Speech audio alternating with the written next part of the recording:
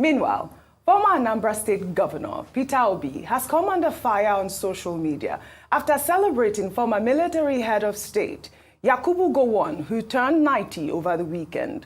Obi, in a post on X on Saturday, extolled Gowon, saying that his life of service to our great nation Nigeria stands as one of sacrifice, leadership, and unity. His sweet read in part. In a time of hate, you stood for love. At a time of strife, you stood for peace. At a time of division, you stood for unity. Your steadfast commitment to preserving the peace and sovereignty of Nigeria during a challenging period in our history will forever be remembered and revered. Your exemplary leadership and statesmanship remain an inspiration to younger and many generations of Nigerians. Well, Peter Obi